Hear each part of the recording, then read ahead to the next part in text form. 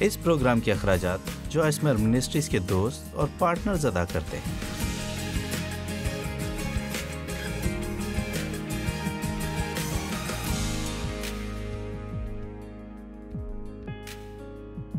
ایمان کیا ہے؟ ایمان بائبل کی بنیادی تعلیمات کی بنیاد ہے۔ ایمان کے بغیر ہم خدا کو خوش نہیں کر سکتے، اور یہ ضروری ہے۔ ہمیں ایمان سے زندگی گزارنی ہے۔ کلام مقدس رومیو 14 میں لکھا ہے، جو کچھ ایمان سے نہیں وہ گناہ ہے۔ اور ایمان کا مطلب ہے کہ یقین رکھنا، بھروسہ رکھنا کہ ہم خدا سے وہ سب کیسے حاصل کرتے ہیں جو خدا چاہتا ہے کہ ہمارے پاس ہو۔ میں نے ایمان کے تعلق سے کافی عرصے سے ایک بنیادی اور قوت سے بھرپور پیغام نہیں سنایا ہے۔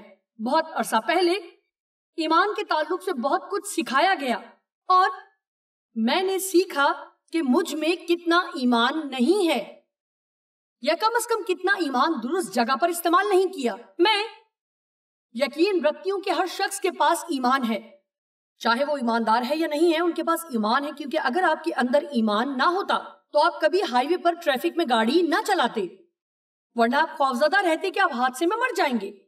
رومیو کے خط میں لکھا ہے کہ سب کو اندازہ کے موافق ایمان دیا گیا ہے۔ میں واقعی یقین رکھتی ہوں کہ ہر شخص ایمان رکھتا ہے، لیکن یہاں پر ایک نکتہ ہے کہ وہ اس کا کرتے کیا ہیں۔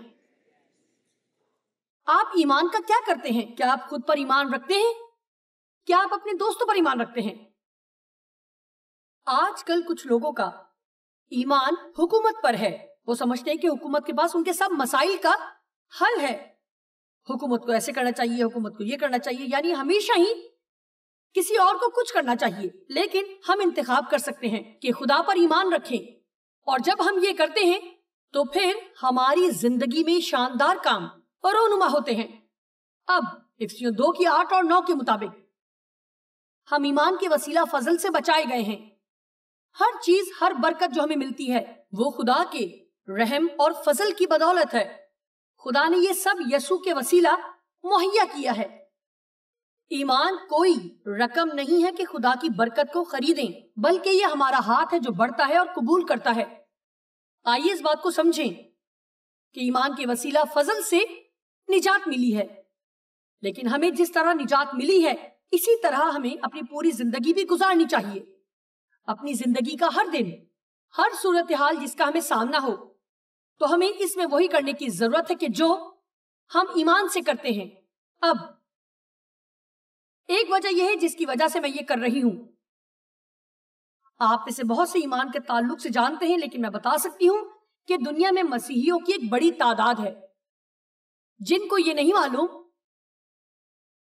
کہ ایمان اصل میں ہے کیا، اور یہ کیسے کام کرتا ہے، اور ایمان کو اپنی زندگی میں کیسے جاری کیا جائے۔ مثلا 9 سال کی عمر میں نئے سرے سے پیدا ہوئی اور مسیح کو قبول کیا۔ اس کے بعد جیف سے شادی ہوئی۔ وہ بہت مضبوط مسیحی شخص تھے۔ ہم اس چرچ میں جاتے تھے جہاں ان کی پرورش ہوئی تھی۔ جس چرچ میں نئے سرے سے پیدا ہوئی وہاں سے تعلیم پائی۔ میرے اندر خدا کے لیے محبت تھی، اور اگر مر جاتی تو یقیناً آسمان پر جاتی۔ میرا اس پر یقین تھا۔ میں نے نجات حاصل کرنے کے لیے ایمان رکھا، لیکن مجھے خدا کے کلام میں پہلے سے موجود دوسرے وعدوں کے تعلق سے علم نہ تھا کہ یہ میرے لیے میسر ہیں، جن کی قیمت پہلے سے ہمارے لیے یسوع کے خون کے وسیلہ ادا کر دی گئی ہے۔ لیکن سنیں، میں ان میں سے کسی بھی وعدے سے فائدہ نہیں اٹھا رہی تھی، کیونکہ مجھے ان کے تعلق سے علم ہی نہیں تھا۔ دوسرا یہ کہ مجھے بالکل کوئی اندازہ نہیں تھا کہ میں ایمان سے اپنے لیے دوسری چیزیں بھی حاصل کر سکتی ہوں، اور خدا اس میں میری مدد کرے گا۔ بہت سے لوگ سوچتے ہیں کہ خدا مجھے وہ دے گا جو وہ چاہتا ہے کہ مجھے ملے، لیکن یہ درست نہیں۔ بائبل میں لکھا ہے کہ تمہیں اس لیے نہیں ملتا کہ مانگتے نہیں۔ مانگو تو تم کو دیا جائے گا، ڈھونڈو تو پاؤ گے، دروازہ کھٹکھٹاؤ تو تمہارے واسطے کھولا جائے گا۔ اس لیے لوگوں کے لیے بہت کچھ میسر ہے، لیکن وہ کبھی آغاز ہی نہیں کرتے کہ ان کو حاصل کریں۔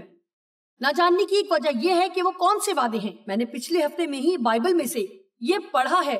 مختلف لوگوں کی مختلف رائے ہے، لیکن یہ بات کافی حد تک درست ہے۔ بائبل میں خدا کے 5467 وعدے ہیں. میں کہہ سکتی ہوں کہ اس جگہ پر آج ایسا کوئی شخص نہیں ہوگا. یہ بات میرے اور آپ کے لیے بھی ہے کہ کچھ وعدوں سے ہم سب ابھی تک محروم ہیں. میں ان تمام 5467 پر بات نہیں کر سکتی، لیکن میں آپ کو متحرک کرنے کی کوشش کروں گی کہ آپ جان لیں کہ شاید آپ اس معیار سے نیچے زندگی بسر کر رہے ہیں جو یسوع کا ارادہ تھا. شاید اس سے بہتر زندگی آپ کے منتظر ہے جو آپ حاصل کر سکتے تھے، لیکن آپ نہیں جانتے کہ کیسے حاصل کریں. مجھے یقین ہے کہ آپ کے پاس ایمان ہے، لیکن شاید آپ اسے استعمال نہیں کر رہے، یا شاید آپ یہ نہیں جانتے کہ اسے کیسے استعمال کریں. افسوس ہے کہ شاید بہت سے لوگ نہیں سوچتے کہ بہت قسم کی چیزیں ہیں جو وہ پسند کرتے اور چاہتے ہیں اور ان کی انہیں ضرورت ہے، لیکن آپ نہیں جانتے کہ ان چیزوں کو خدا سے مانگنے میں کوئی بری بات نہیں ہے. مذہبی خیالات اکثر ہمیں خدا کے تعلق سے مزے کا خیز باتیں بتاتے ہیں کہ وہ ہمارے لیے کیا چاہتا ہے اور ہمارے لیے کیا نہیں چاہتا. اس لیے میں امید کرتی ہوں کہ آپ سارا دن یہاں ہوں گے، کیونکہ میں سمجھتی ہوں کہ یہ وہ پیغام ہے جو آخر کار لوگوں کے لیے بہت زیادہ مفید ہو سکتا ہے. میں نہیں جانتی کہ آپ کو کیسے بتاؤں کہ ایمان کے تعلق سے کتنا سیکھنا اور اس کو کس طرح اپنی زندگی میں استعمال کرنا ہے. جو کچھ مجھے دستیاب تھا، میں نہیں جانتی کہ اسے کیسے بیان کروں کہ اس نے کس قدر میری زندگی کو بدلا ہے. مثال کے طور پر مجھے نہیں معلوم تھا کہ میں اپنے دردناک ماضی سے شفا پا سکتی ہوں. میں نے سوچا کہ میں ہمیشہ ہی، بلکہ اس خیال پر اکتفا کر لیا کہ میں ہمیشہ کمتر زندگی ہی گزاروں گی. بطور چھوٹی بچی کے بھی میں ایسا سوچتی. میرا مطلب ہے کہ میں کچھ کر سکتی تھی، لیکن میری زندگی کبھی اتنی اچھی نہیں گزری تھی کیونکہ مجھے میرے باپ نے زیادتی کر کے تباہ کر دیا تھا. میں کالج نہ جا سکی اور اس طرح کے خیالات. اس لیے اگرچہ میں چرچ جاتی اور پھر گھر واپس آتی تو میری حالت پھر بھی پہلے جیسی ہی ہوتی. میں مسلسل چرچ جاتی رہی. مجھے خدا سے پیار تھا، میں نے بہت دعا بھی کی اور اس کی خدمت بھی کی، لیکن میں نہیں جانتی تھی کہ خدا کس قدر مجھے میری زندگی میں یہ سب شاندار چیزیں دینا چاہتا ہے. اس لیے کہ نہ کبھی مانگا اور نہ یقین رکھا، اس لیے کبھی کچھ نہ ملا.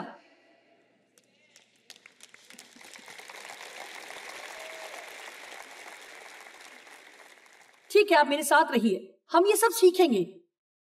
سب سے پہلے ایمان کی بنیاد خدا کے کلام پر ہونی چاہیے.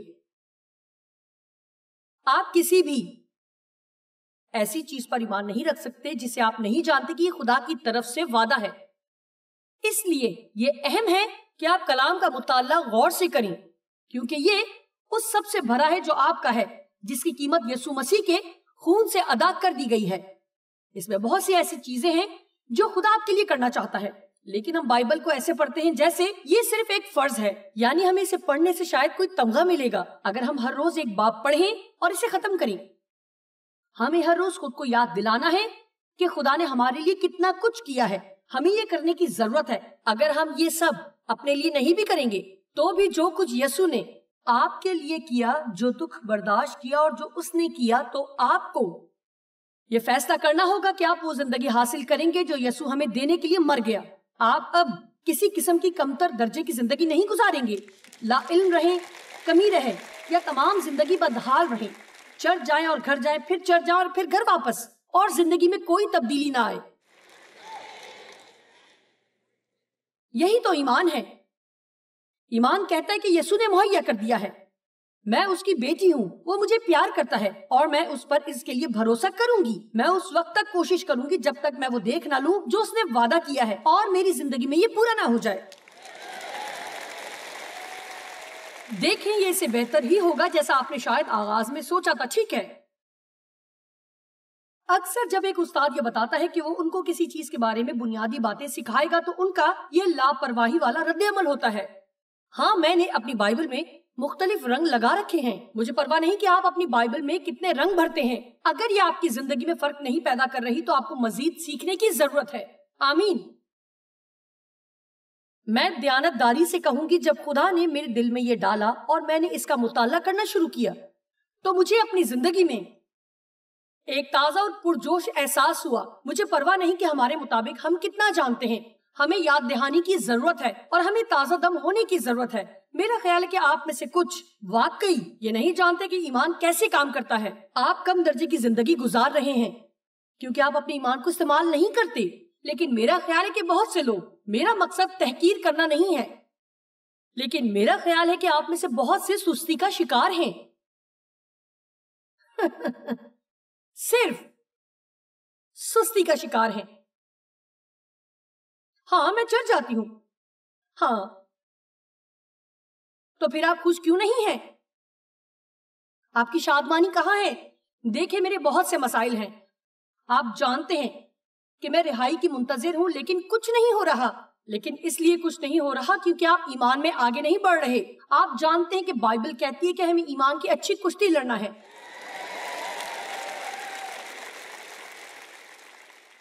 ایمان اکثر ایک جنگ کی طرح ہے۔ ہم اپنے احساسات پر زندہ نہیں رہ سکتے، ہمیں خدا کے کلام کے مطابق زندگی گزارنی ہے۔ میں آپ کو بتا رہی ہوں، اگر آپ ہمت نہیں ہاریں گے تو آپ کی رہائی کا وقت جلد آئے گا۔ آمین۔ میں نے پہلے بتایا تھا کہ یہ سب سکھانے سے پہلے تقریباً 2 ہفتے پہلے میری کمر کا آپریشن ہوا تھا، جسے مائکرو سرجری کہتے ہیں، لیکن آپریشن تو آپریشن ہی ہوتا ہے۔ اس لیے گزشتہ 3 سالوں میں میرے دونوں کولہے تبدیل کیے گئے، اور یہ جو کمر کا درد ہے مجھے بہت زیادہ درد دیتا تھا، اور میں نے بہت زیادہ دعا بھی کی، اور میں کافی عرصے تک انتظار کر رہی تھی اور مضبوطی سے قائم تھی کہ خدا کے وعدوں کو اپنی زندگی میں پورا ہوتا دیکھوں، اور میں نے ہمت نہیں ہاری، مجھے پرواہ نہیں۔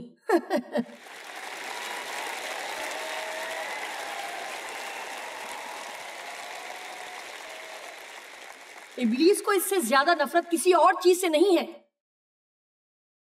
کہ آپ کسی چیز کے لیے خدا پر بھروسہ رکھتے ہیں جب کچھ بھی آپ کی زندگی میں نہیں ہو رہا، یا جیسے ہی آپ ایک مسئلے سے نکلتے ہیں تو ایک اور مشکل تیار کھڑی ہوتی ہے۔ سنیں، آمین۔ دشمن کو اس سے زیادہ کوئی چیز پریشان نہیں کرتی اگر آپ یہ کہیں کہ مجھے پرواہ نہیں کہ کتنا وقت لگے گا۔ میں سامنے منادی کرتے ہوئے ترجیح دیتی ہوں، چلوں پھروں، لیکن میرا منہ اس وقت بھی کام کر سکتا ہے جب میں بیٹھی بھی رہوں۔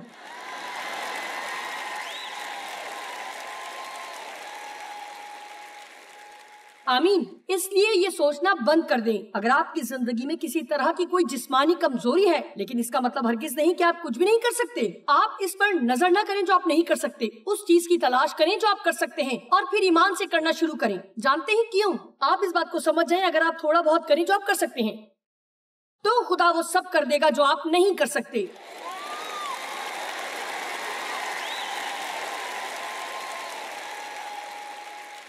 اس لیے سستی کا مظاہرہ نہ کریں اور یہ سوچیں کہ اگر خدا چاہتا کہ یہ مجھے ملے تو مجھے دے دے گا۔ نہیں، بہتر ہے کہ آپ آگے بڑھیں، آپ مانگیں، ابلیس کی مزاحمت کریں۔ بہتر ہے کہ آپ دشمن کو بتا دیں کہ آپ ہمت نہیں ہاریں گے اور نہ بے دل ہو کر ترک کریں گے۔ آمین۔ اب رومیو 10 کی 17ویں آیت۔ ایمان سننے سے پیدا ہوتا ہے جو بتایا گیا ہے، جو سنا گیا ہے وہ منادی کے وسیلے سنایا گیا ہے، جو یسوع مسیح کے اپنے منہ سے نکلا ہے۔ اس لیے میں آج یہاں خدا کے کلام کی منادی کر رہی ہوں، اور جب میں کلام کی منادی کر رہی ہوں تو آپ کا ایمان بڑھے گا، اور آپ ان چیزوں کو حاصل کرنے کے لیے اور ایمان رکھیں گے جو آپ حاصل کر سکتے ہیں تاکہ کچھ کر سکیں، یعنی جس پر آپ پہلے یقین نہیں رکھتے تھے جب آپ یہاں آئے۔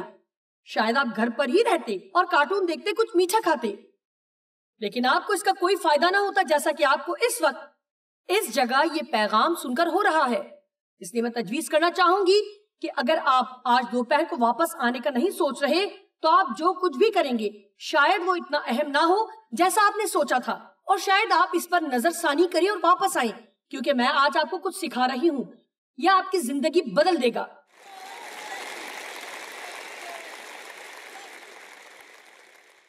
لیکن ضروری کہ آپ اسے جانیں تاکہ اسے استعمال میں لا سکیں۔ 5467 وعدے ہیں جو خدا کے وعدے ہیں، اور کتنے لوگ ہیں جو صرف یہ یقین رکھتے ہیں میں نجات پا گئی ہوں اور ایک دن شاید میں آسمان پر چلی جاؤں گی۔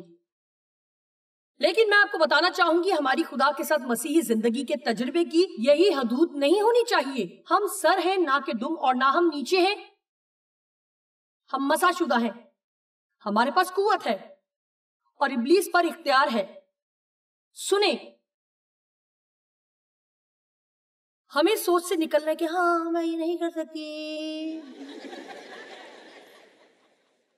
ٹھیک ہے، میں چند ایک کا ذکر کروں گی، تمام کا نہیں کر سکتی۔ خدا کا ہم سے پہلا وعدہ ہے۔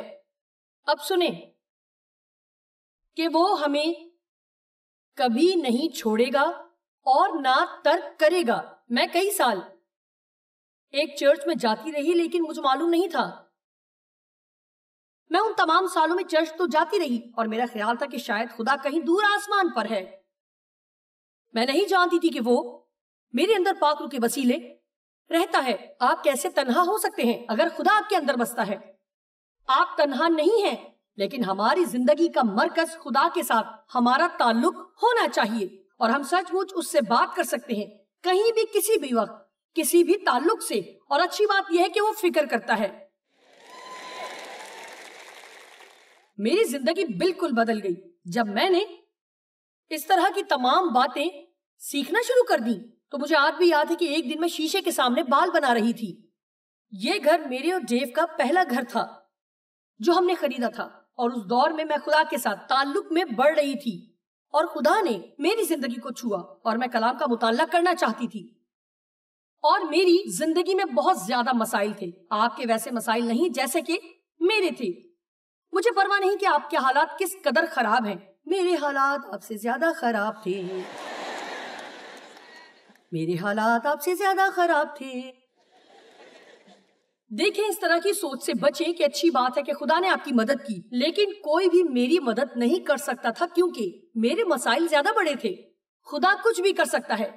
میں ایک صبح بال بنا رہی تھی، مجھے یاد ہے کہ میں خداوند سے کہہ رہی تھی کہ میں ہمیشہ محسوس کرتی ہوں میں تجھ تک پہنچنے کی کوشش کر رہی ہوں اور میں تجھے ڈھونڈ نہیں پاتی، لیکن مجھے خدا کی آواز سننے کے تعلق سے علم نہیں تھا کہ خدا ہم سے بات بھی کرتا ہے۔ ایک چیز جو میرے ساتھ ہوئی جب میں کلام کا مطالعہ کر رہی تھی اور خدا کی آواز سنی، مجھے سیکھنا تھا کہ یہ سب کیسے ہوتا ہے، اور مجھے سیکھنا تھا کہ کیا بات درست ہے اور کیا نہیں ہے۔ لیکن اپنی روح میں نے سنا کہ جب تم مجھے ڈھونڈتی ہو تو اپنے اندر تلاش کرو۔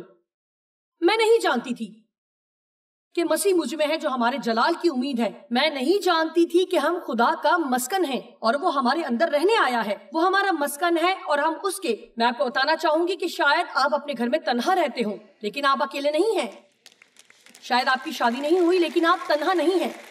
شاید آپ کے بچے گھر چھوڑ کر چلے گئے ہیں اور آپ کو زیادہ فون بھی نہیں کرتے جتنا انہیں کرنا چاہیے، لیکن آپ تنہا نہیں ہیں۔ کوئی ہے جو آپ کے ساتھ ہے ہر وقت۔ آپ کو صرف یہ کرنا ہے کہ بس اس کا یقین کریں اور ایسا رویہ رکھیں کہ گویا آپ کا کوئی دوست موجود ہے جو کسی بھی دوست سے بہتر ہے جو آپ کا کبھی ہو سکتا تھا، جو ہر جگہ ہی ہے۔ سنیں،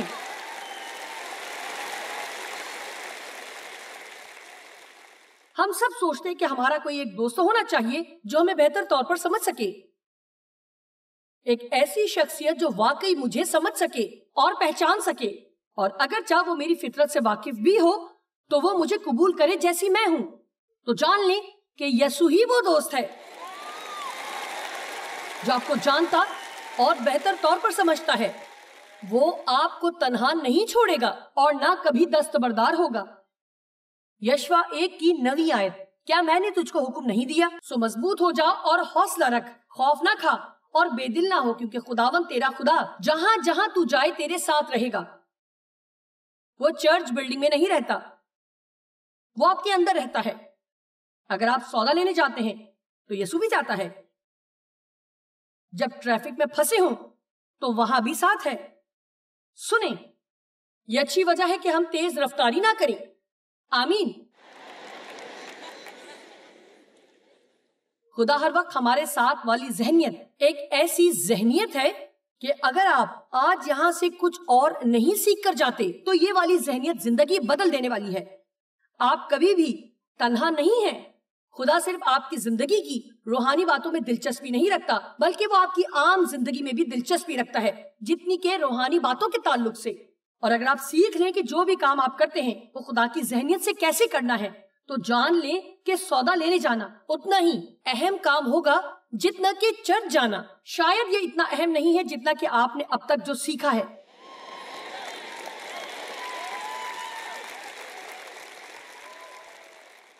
لیکن نقطہ یہ ہے کہ اگر ہم جو سمجھتے ہیں کہ خدا صرف چند لمحات کے لیے وہاں مل سکتا ہے جہاں آپ ہر اتوار کی صبح جاتے ہیں اور یا کسی عمارت میں جاتے ہیں، تو ہم سب پھر ایک بہت بڑی مشکل میں ہیں۔ وہ کہیں دور آسمان پر نہیں ہے جہاں اس تک ہماری رسائی بہت مشکل ہو، وہ ہمارے اندر رہتا ہے۔ یسوع اس لیے نہیں ہوا کہ ہم اپنا اپنا مذہب ایجاد کر لیں. وہ اس لیے مر گیا تاکہ ہم اس کے ساتھ قریبی تعلق قائم کریں. اس کے وسیلہ خدا کے ساتھ شخصی تعلق.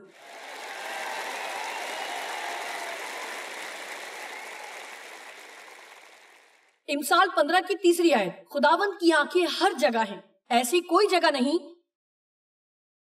جہاں خدا آپ کو نہیں دیکھ رہا. اور کچھ ڈراؤنا سا ہے، لیکن ایسا کوئی کام نہیں جو خدا کی نظر سے چھپا ہوا ہو.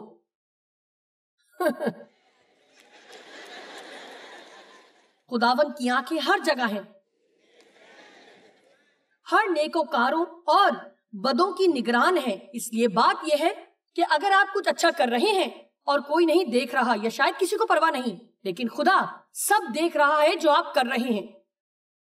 وہ آپ کی ہر چھوٹی تکلیف سے بھی واقف ہے جس سے آپ دوچار ہیں، اور بدوں پر بھی نظر رکھتا ہے. وہ جانتا ہے کہ کون آپ سے بدسلوکی کرتا ہے. وہ جانتا ہے کہ لوگوں کو آپ کے لیے کیا کرنا چاہیے جو وہ نہیں کر رہے. آپ جانتے ہیں کہ خدا بھلا ہے، وہ انصاف کا خدا ہے، اور وہ بدی سے نپٹے گا اور نیکوں کو اجر دے گا، لیکن اپنے وقت پر.